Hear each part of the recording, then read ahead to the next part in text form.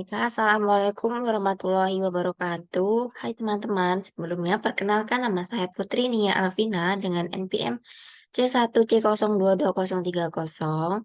Di sini video kali ini itu untuk memenuhi tugas mata kuliah hukum bisnis. Mari kita screen. Nah, materi kita kali ini itu merger, konsolidasi, akuisisi, dan kepilitan. Dan pokok pembahasan yang akan kita bahas itu yang pertama tujuan merger, konsolidasi, dan akuisisi, dan pemisahan.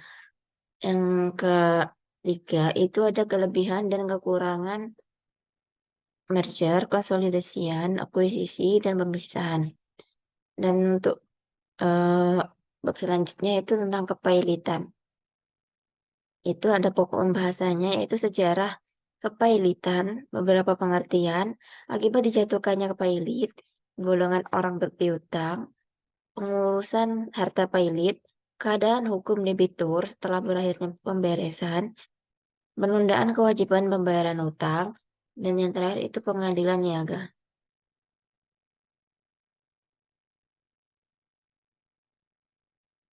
Masuk ke bagian A yaitu tujuan merger, konsolidasian, akuisisi, dan pemisahan. Ya, biasanya merger, konsolidasi, akuisisi, dan pemisahan itu tuh ditempuh oleh perusahaan besar untuk meningkatkan efisiensi dan kinerja perusahaan karena cara-cara tersebut dapat dilakukan untuk tujuan. Di antaranya itu untuk membeli produk lain atau lain untuk melengkapi produk lain dari perusahaan yang mengambil alih atau menghilangkan ketergantungan perusahaan tersebut pada produk lain atau service lain yang ada pada saat itu. Yang kedua, itu untuk memperoleh akses pada teknologi baru atau teknologi yang lebih baik atau canggih yang dimiliki oleh perusahaan yang menjadi objek merger, konsolidasi, dan akuisisi. Yang ketiga, itu memperoleh pasar atau pelanggan baru dari perusahaan yang jadi objek MKA. Yang keempat itu memperoleh hak-hak pemasaran dan hak produksi yang belum dimilikinya, namun dimiliki oleh perusahaan yang menjadi objek merger, konsolidasi, dan akuisisi. Yang kelima itu memperoleh kepastian atas pasokan bahan baku dengan kualitas baik selama dipasok perusahaan MKA. Dan yang keenam itu tuh melakukan investasi atas keuangan perusahaan yang berlebihan dan tidak terpakai. Yang ketujuh itu mengurangi atau menghambat persaingan. Yang kedelapan itu mempertahankan kontinuitas bisnis. Masuk ke yang bagian B, pengertian merger, konsolidasian, akuisisi, dan pemisahan. Masuk ke merger ya. Merger itu adalah penggabungan usaha. Jadi penggabungan dari dua atau lebih perusahaan dengan cara tetap melindungi berdirinya satu perusahaan yang melikuidasi perusahaan-perusahaan yang lain. Sedangkan konsolidasi atau peleburan usaha adalah penggabungan dari dua perusahaan atau lebih dengan cara mendirikan perusahaan baru dan melikuidasi perusahaan-perusahaan yang ada. Nah, baik dalam merger dan konsolidasi, yang terjadi adalah suatu perusahaan mengambil alih semua aktiva atau aset dan semua pasifa atau liabilitas dari perusahaan lain.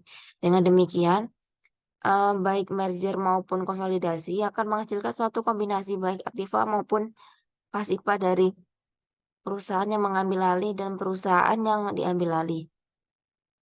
Namun, merger dan konsolidasi berbeda bila dilihat dari prosedur hukum yang ditempuh.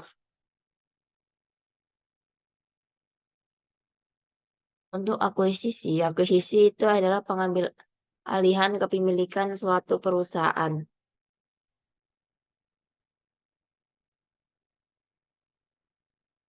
Nah, cara ini dapat ditempuh untuk mengambil alih suatu perusahaan dengan cara membeli hak suara dari perusahaan atau the free floating stock secara yuridis. Cara yang dapat ditempuh untuk memperoleh tujuan tersebut itu dengan membeli saham-saham dari perusahaan tersebut. Akuisisi atau pengambilan alihan yang dimaksud dalam Undang-Undang Nomor 1 Tahun 95 itu adalah akuisisi saham atau acquisition of stock bukan akuisisi aktiva atau acquisition of asset. Hal ini dapat disimpulkan dari ketentuan undang-undang tersebut. Nah, untuk pemisahan. Pemisahan adalah perbuatan hukum yang dilakukan oleh perseroan untuk memisahkan usaha yang mengakibatkan seluruh aktiva dan pasifa perseroan beralih karena hukum kepada dua perseroan atau lebih sebagai aktiva dan pasifa dua atau lebih perseroan. Untuk bagian C, kelebihan dan kekurangan merger, konsolidasian, akuisisi, dan pemisahan. Kalau merger itu kelebihannya memakai nama perusahaan pengambil alih, biayanya lebih kecil, tidak memerlukan surat izin baru. Sedangkan kekurangannya itu menimbulkan polemik baru. Dan konsolidasi itu kelebihannya memakai nama perusahaan baru, menghilangkan polemik dari masing-masing perusahaan, dan kekurangannya itu berbiayanya lebih mahal. Nah, untuk kekurangan konsolidasi itu diperlukan izin baru, surat izin baru. Untuk akuisisi itu kelebihannya masih memakai nama lama dan tidak memerlukan surat izin yang baru, surat izin usaha yang baru. Sedangkan kekurangannya itu kurang efisien, mudah terjadi duplikasi atau pemborosan, dan kepemilikan perusahaan berubah. Untuk pemisahan itu kelebihannya masih memakai nama lama dan baru dan tidak atau perlu surat izin usaha baru dan tidak perlu program rasionalisasi. Sedangkan kekurangannya itu tidak memakai nama lama, eh, su- perlu surat izin usaha baru dan perlu program rasionalisasi. Masuk ke bagian kepailitan, itu ada sejarah kepailitan. Pailit pada masa Hindia Belanda tidak dimasukkan ke dalam KUH dagang WVK dan diatur dalam peraturan tersendiri ke dalam Vailismen Verordening sejak tahun 1906 yang dahulu diperuntukkan bagi pedagang saja, tetapi kemudian dapat digunakan untuk golongan mana saja. Tahun 97, ketika krisis ekonomi melanda Indonesia di mana hampir seluruh sendi kehidupan perekonomian nasional rusak, termasuk dunia bisnis dan masalah keamanan investasi di Indonesia. Eh, Pada tahun 98, pemerintah mengeluarkan Undang-Undang Nomor 4 tahun 98 tentang kepelitan yang merupakan perbaikan terhadap Failismen Rodning 96. Maaf ini tadi tahun 1906 ya. Salah. Nah, yang benar 1996.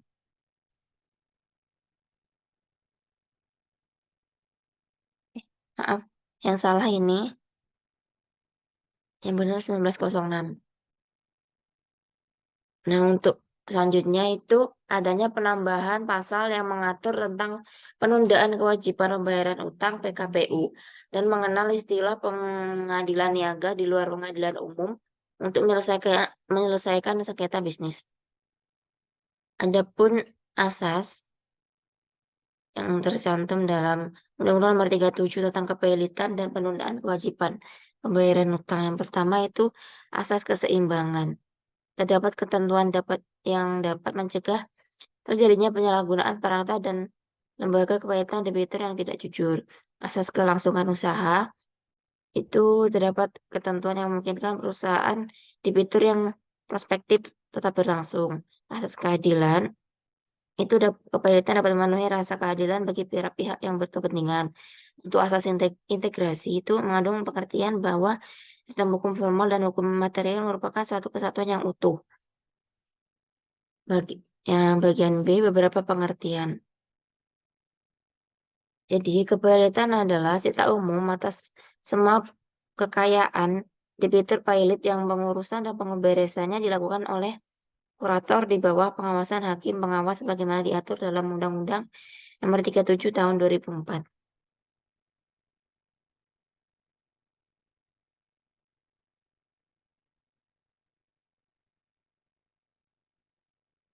Dan tujuan pernyataan pilot adalah untuk mendapatkan satu penyitaan umum atas kekayaan debitur untuk kepentingan semua orang yang mengutanginya.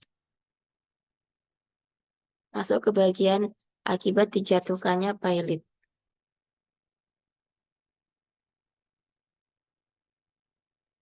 Yang pertama, debitur kehilangan atas segala haknya untuk menguasai dan mengurus atas kekayaan harta bendanya. Yang kedua, utang-utang baru tidak lagi dijamin oleh kekayaannya. Yang ketiga, untuk melindungi kepentingan debitur. Yang keempat, harus diumumkan di dua surat kabar. Nah, untuk bagian golongan orang berpiutang, itu ada golongan separatism, yaitu kreditur pemegang gada jaminan atau hak atas kebendaan lainnya. Untuk golongan dengan hak privilege, yaitu orang-orang yang mempunyai tagihan yang diberikan kedudukan istimewa. Untuk pengurusan harta pilot, itu ada hakim pengawas atau rechercommissaris dalam bahasa Belanda. Seperti yang diatur dalam pasal 65 adalah hakim yang diangkat oleh pengadilan untuk menguasai pengurusan pemberesan harta pilot. Yang kedua itu kurator. Tugas kurator ini adalah melakukan pengurusan atau pemberesan harta pilot.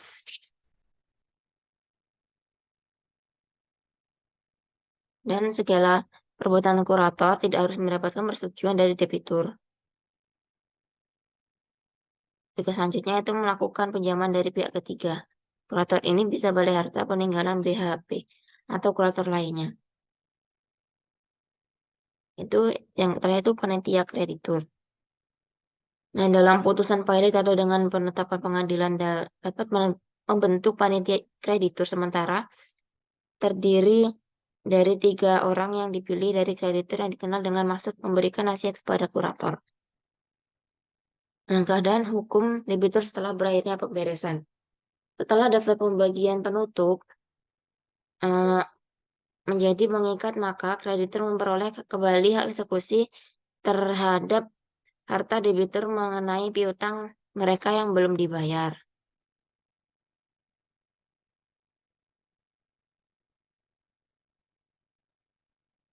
Dan penundaan kewajiban pembayaran utang. Keadaan Susan dapat diajukan ketika 1.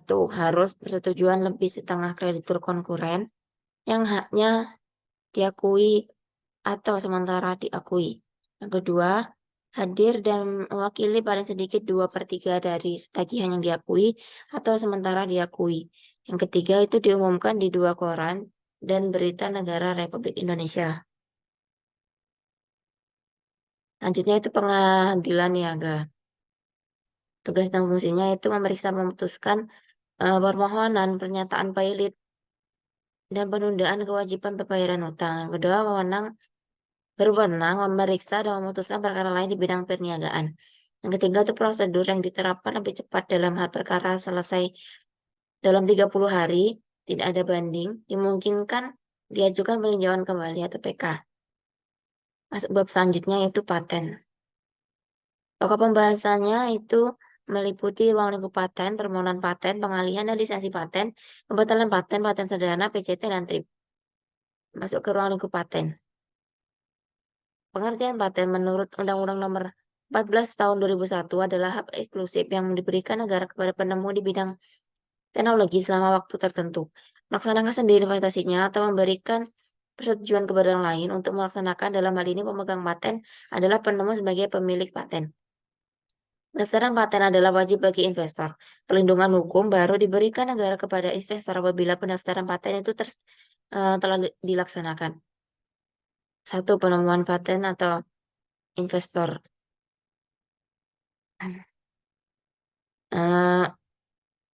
Dalam Undang-Undang Paten Nomor 14 Tahun 2001 adalah bisa penemu perorangan atau badan hukum. Di sini khusus untuk badan hukum tidak dianggap sebagai penemu paten, tetapi hanya pemegang hak patennya saja. Pemegang patennya itu ada penemu sebagai pemilik paten, penerima hak dan pemilik paten, penerima lebih lanjut dari penerima paten. Yang dua, penemuan yang dapat diberikan paten.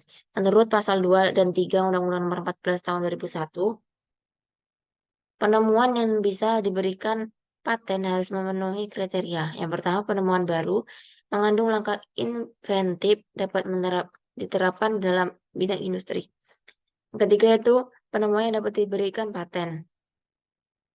Terdapat dalam pasal 7 Undang-Undang Nomor 14 Tahun 2001, yang di mana proses atau hasil produksi yang bertentangan dengan Undang-Undang Ketertiban Umum, Agama, dan Kesusilaan.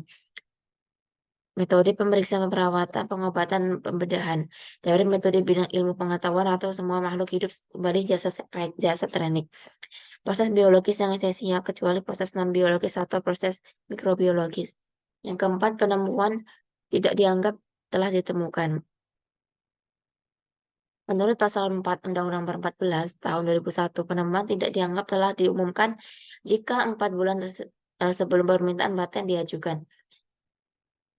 Penemuan tersebut ditunjukkan dalam satu pameran internasional di Indonesia atau di luar negeri yang resmi dan diakui secara resmi. Dalam suatu pameran nasional di Indonesia yang resmi atau diakui sebagai resmi. Penemuan dalam rangka percobaan dengan tujuan penelitian dan pengembangan. 5. Jangka waktu paten. Nah, menurut ketentuan Undang-Undang Nomor 14 Tahun 2001, jangkanya paten diberikan jangka waktu 20 tahun sejak tanggal penerimaan dan tidak dapat diperpanjang lagi. Untuk paten sederhana, jangka waktunya 10 tahun sejak tanggal penerimaan dan tidak dapat diperpanjang lagi. Masuk ke bagian B, permohonan paten. Itu diatur dalam pasal 20 sampai dengan pasal 1 Undang-Undang Nomor 14 Tahun 2001. Untuk pengalihan dari lisensi paten, itu pemegang paten wajib melaksanakan namun tetap memberikan pengecualian jika pelaksanaan paten tersebut secara ekonomi hanya layak bila dibuat dengan skala regional yang disetujui Direktorat Jenderal Paten Departemen Hukum dan HAM. Pasal 66 sampai dengan pasal 87 Undang-Undang Nomor 14 Tahun 2001 mengatur tentang pengalihan dan lisensi paten. Untuk pembatalan paten diatur dalam pasal 88 maaf sampai dengan pasal 98 Undang-Undang Nomor 14 Tahun 2001. Untuk paten sederhana itu diatur dalam pasal 104 dengan pasal 109 Undang-Undang Nomor 14 Tahun 2001 yang dapat diberikan paten sederhana yaitu untuk hanya investasi efektif berupa produk kasat mata yang memiliki kualitas sederhana. Permohonan pemeriksaan substantif paten sederhana tidak dapat dimintakan lisensi wajib. PCT dan TRIPS. Patent Cooperation 3D atau PCT adalah Traktat Internasional Kerjasama Paten yang bertujuan untuk melaksanakan kemajuan ilmu pengetahuan dan teknologi, pelindungan hukum terhadap setiap investasi. Nah, masuk ke bab selanjutnya adalah merek dan indikasi geografis. Lingkup merek diatur dalam Undang-Undang 15 yang merupakan perbaikan dari penyempurnaan dari Undang-Undang Nomor 14 Tahun 97 dan Nomor 19 Tahun 98. Penyempurnaan undang-undang sebelumnya itu menonjol antara lain menyangkut proses penyelesaian permohonan berkenaan dengan hak prioritas pelindungan terhadap merek, dagang merek, jasa, perlindungan terhadap indikasi geografis selain perlindungan terhadap indikasi asal. Untuk pengertian merek itu beberapa pengertian menurut pasal 1 Nomor 15 2001 itu ada merek, merek dagang, merek jasa, dan merek kolektif.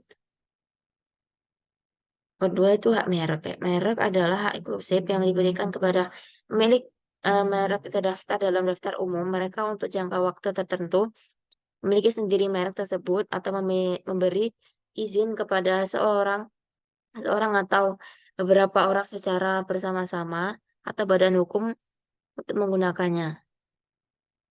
Untuk permohonan pendaftaran merek,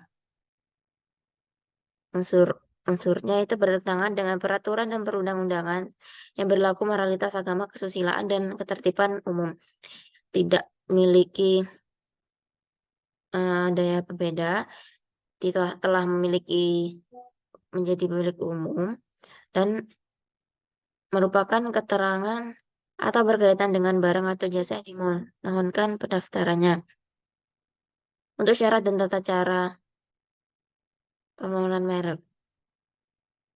Permohonan diajukan dengan bahasa Indonesia untuk merek bahasa asing atau dalam bahasa huruf lain wajib disertai terjemahan dalam bahasa Indonesia. Permohonan ditandatangani pemohon atau kuasanya dengan dilampiri bukti pembayaran biaya. Permohonan untuk dua kelas barang atau lebih dan atau jasa dapat diajukan dalam satu permohonan yang diatur dalam peraturan pemerintah. Permohonan pendaftaran merek dengan hak prioritas permohonan harus diajukan dalam waktu 6 bulan terhitung sejak tanggal penerimaan permohonan pendaftaran merek yang pertama kali diterima di negara lain yang merupakan anggota WTO. Untuk pendaftaran paten yang pertama itu merek yang dapat diperdaftarkan dan ditolak. Itu diatur bisa ditolak, didaftar dan ditolak. Merek tidak dapat didaftar jika bertentangan dengan ideologi negara, peraturan perundang-undangan, moralitas, agama, kesusilaan, atau ketertiban. Yang kedua, pemeriksaan substansi merek. Itu segala keberatan atau sanggahan sebagaimana dimaksud dalam pasal 16 dan 17 menjadi pertimbangan dalam pemeriksaan substantif. Yang ketiga itu perbaikan sertifikat. Pemilik merek terdaftar atau kuasanya dapat mengajukan permohonan perbaikan secara tertulis kepada Menteri dalam terdapat kesalahan sertifikat merek sebagaimana dimaksud dalam pasal 25 tanpa dikenai biaya. Yang keempat, permohonan banding. Permohonan banding diajukan secara tertulis atau pemohon atau kuasanya kepada Komisi Banding Merek dengan tebusan yang disampaikan kepada Menteri dengan dikenai biaya. Permohonan banding diajukan dengan menguraikan secara lengkap keberatan serta alasan terhadap penolakan permohonan. Yang kelima itu Komisi Banding Merek. Terdiri atas ketua merangkap anggota, seorang wakil ketua merangkap anggota, ahli di bidang merek sebagai anggota, dan pemeriksa senior sebagai anggota. Anggota komisi banding berjumlah paling banyak 30 orang. Yang keenam, jangka waktu perlindungan dan perpanjangan. Perlindungan hukum untuk jangka waktu 10 tahun. Sejak tanggal penerimaan, jangka waktu perlindungan dapat diperpanjang untuk jangka waktu yang sama. Yang ketiga, yang D, itu materi pengalihan hak dan lisensi. Pengalihan hak atas merek terdaftar dapat beralih atau dialihkan karena pewaris, wasiat, wakaf, hibah, perjanjian atau sebab lain yang dibenarkan oleh peraturan perundang-undangan. Untuk lisensi, itu pemilik merek terdaftar dapat memberikan lisensi kepada pihak lain untuk menggunakan merek tersebut baik sebagian maupun seluruh jenis barang atau jasa. Untuk merek kolektif, pasal 46 Undang-Undang, itu sebagai merek kolektif hanya dapat diterima jika dalam permohonan dengan jelas dinyatakan bahwa merek tersebut akan digunakan sebagai merek kolektif. Bagian F itu permohonan pendaftaran merek internasional. Pasal 52 Undang-Undang. Itu berupa permohonan berasal dari Indonesia ditujukan ke Biro Internasional melalui menteri atau permohonan yang ditujukan ke Indonesia sebagai salah satu negara tujuan yang diterima oleh Menteri dari Biro Internasional. Untuk indikasi geografis itu Tempon merupakan lembaga yang mewakili masyarakat di wilayah geografis tertentu yang mengusahakan suatu barang dan produk berupa sumber daya alam, baik kerajinan tangan atau hasil industri, dan pemohon yang merupakan pemerintah dari provinsi atau kabupaten kota. Satu, pendaftaran indikasi. Permohonan geografi tidak dapat didaftarkan jika bertentangan dengan ideologi negara, peraturan perundang-undangan, moralitas, agama, kesusilaan, dan ketertiban. Yang kedua, pemeriksaan substantif. Pasal 58 Undang-Undang Merek ini mengatur tentang pemeriksaan substantif. Untuk tiga itu jangka waktu perlindungan dan perpanjangan. Perlindungan dan perpanjangan indikasi geografi dilindungi selama terjaganya reputasi, kualitas, dan karakteristik yang menjadi dasar diberikan perlindungan indikasi geografis pada suatu bidang. Yang keempat, indikasi asal. Indikasi asal dilindungi tanpa melalui kewajiban pendaftaran dan secara deklaratif sebagai tanda asal suatu barang atau jasa yang benar dan dipakai dalam perdagangan. Yang kelima, pelanggaran indikasi geografis.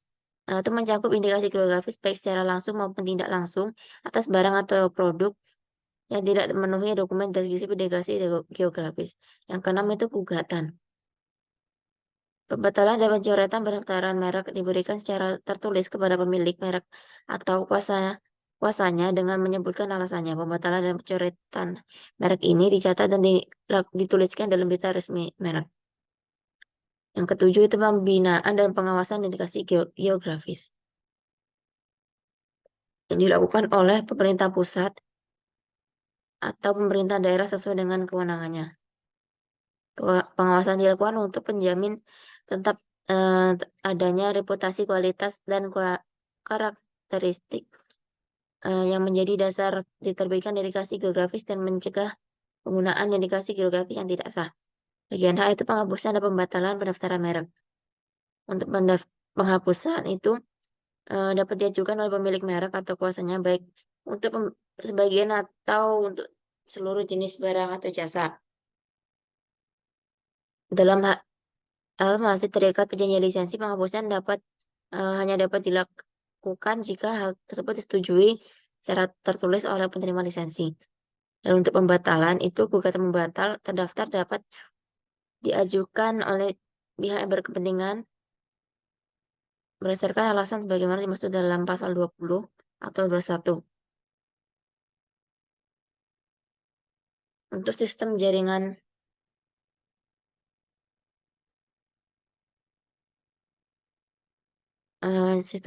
dokumentasi dan informasi merek dan indikasi geografis. Itu diselenggarakan melalui sarana elektronik dan elektronik yang dapat diakses secara nasional dan internasional. Yang J penyelesaian sengketa. Yang pertama gugatan atas pelanggaran merek. Pemilik merek terdaftar dapat mengajukan gugatan terhadap pihak lainnya secara tanpa hak menggunakan merek yang mempunyai persamaan dan pokoknya atau seluruhannya untuk barang jasa yang sejenis berupa gugatan penghentian semua perbuatan yang berkaitan dengan penggunaan merek tersebut. Yang kedua, tata cara penggugatan pengadilan niaga. Dimaksud dalam pasal 30 ayat 3, pasal 868, pasal 74, pasal 76 diajukan kepada Ketua Pengadilan Niaga wilayah hukum tempat tinggal. J. Penyelesaian sengketa. Selanjutnya itu kasasi. Permohonan kasasi diajukan paling lama 14 hari setelah putusan dan dimohon kasasi diucapkan atau diberitahukan kepada pihak yang mendaftarkan kepada penitera dan pengadilan niaga yang memutuskan gugatan. Yang keempat ada cara pelaksanaan putusan. Itu pengawasan dilakukan oleh menteri sebagaimana dimaksud dalam pasal 72 sebenarnya pasal 75. Selanjutnya itu alternatif penyelesaian sengketa. Selain gugatan sebagaimana dimaksud dalam pasal 83, para pihak menyelesaikan sengketa melalui arbitrase atau alternatif penyelesaian sengketa. Dan untuk bagian penetapan sementara pengadilan, itu pemilik merek terdaftar yang haknya dirugikan dapat meminta hakim pengadilan niaga untuk menerbitkan surat penetapan sementara tentang pencegahan masuk barang yang diduga hasil pelanggaran atas merek ke jalur perdagangan. Yang selanjutnya itu penyidikan. Penyidik berwenang melakukan pemeriksaan atas kebenaran laporan atau keterangan berkenaan dengan tindak pidana di bidang merek, pemeriksaan terhadap orang yang diduga melakukan tindak pidana di bidang merek. Ketentuan pidana.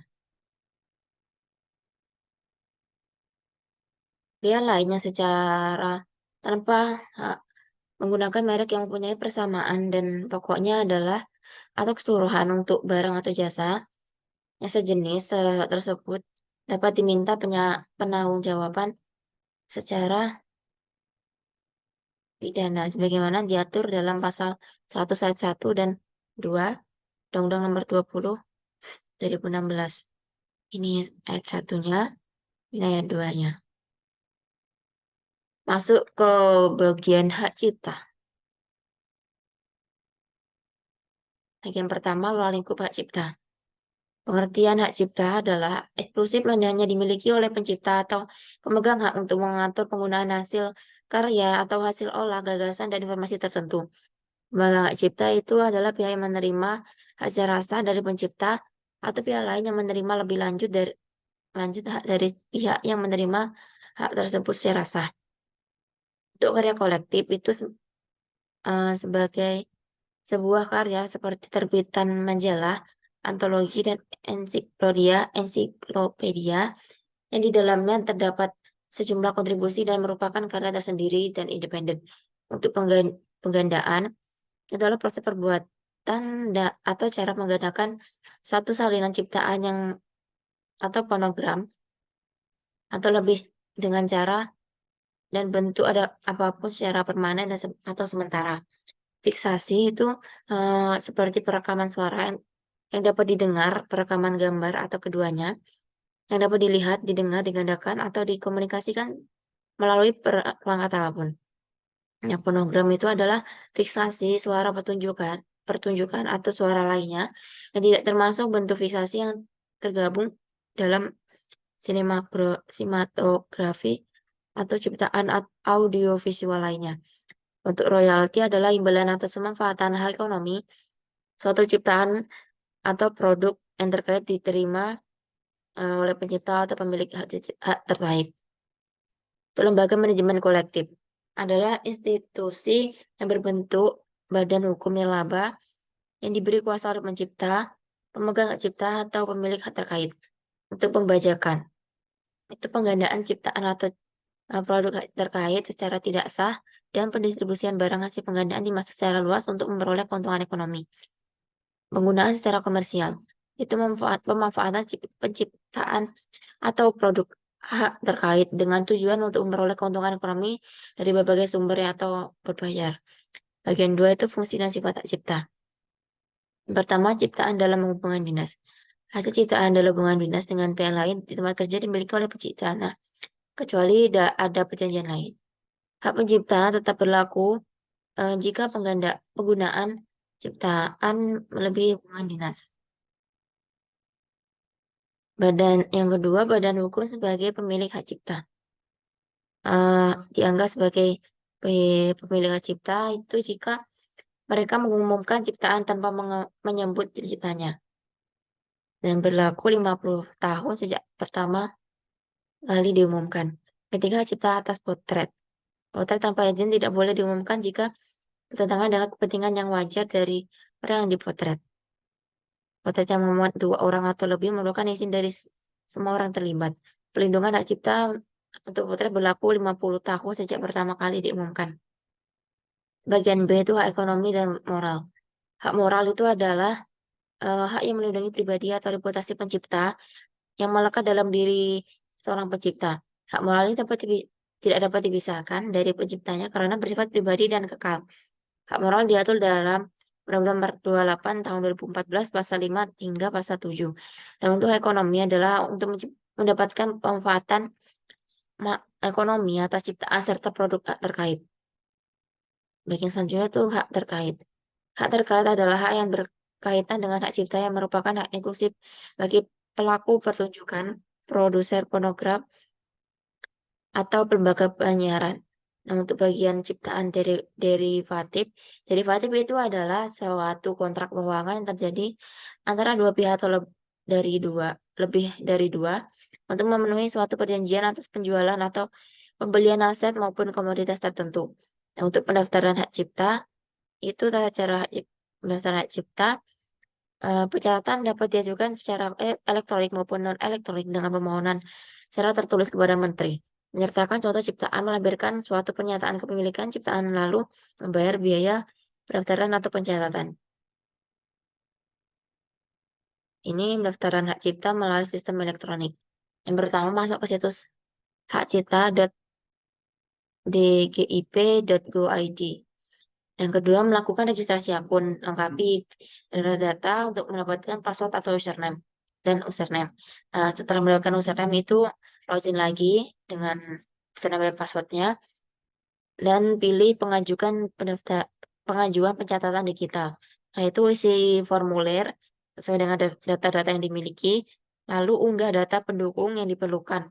Lakukan pembayaran PNBP, setelah itu DJKI akan melakukan verifikasi, lalu pencatatan ciptaan disetujui, dan cetak surat pencatatan ciptaan. Bagian lisensi dan lisensi wajib. Lisensi adalah pemberian izin atau penyerahan hak untuk atau suatu dari pihak ke pihak lainnya untuk melakukan produksi atau suatu produk atau jasa tertentu yang sebelumnya telah dipatenkan oleh yang menciptakan pertama kali. Pada lisensi wajib adalah lisensi yang melaksanakan paten dilaksanakan atas dasar keputusan menteri. Pada permohonan berlepas lisensi wajib itu diatur pada Peraturan Menteri Hukum dan HAM Nomor 30 Tahun 2019 tentang cara pemberian lisensi wajib paten.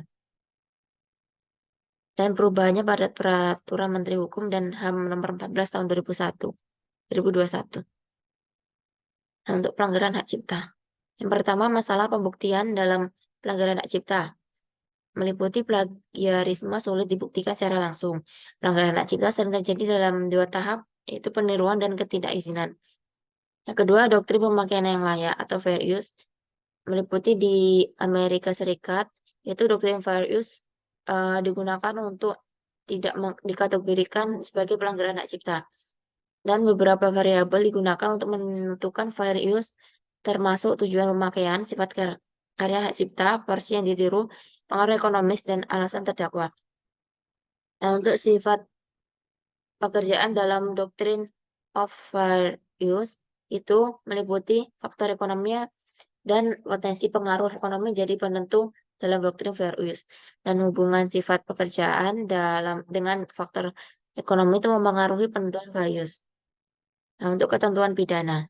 Ketentuan pidana itu merujuk pada aturan hukum yang mengatur sanksi atau hukuman yang dikenakan oleh seorang yang terbukti melakukan tindak pidana. Jenis hukumannya itu penjara, denda, hukuman mati, pembebasan bersyarat. Dan untuk pidananya itu unsur pembuatan, unsur subjektif, misalnya kesalahan atau kesengajaan, dan unsur objektif, misalnya kerugian atau bahaya yang timbul. Nah, untuk jenis pidananya itu pidana pokok, seperti penjara, denda, dan lain-lain, dan pidana tambahan seperti pengawasan dan pembatalan izin, dan lain-lain. Baik, itu saja yang dapat saya sampaikan. Jika ada salah, saya mohon maaf. Kepada Tuhan saya mohon maaf. Ampun. Wabillahi taufiq wal hidayah. Wassalamualaikum warahmatullahi wabarakatuh. Motherfucking design all right now.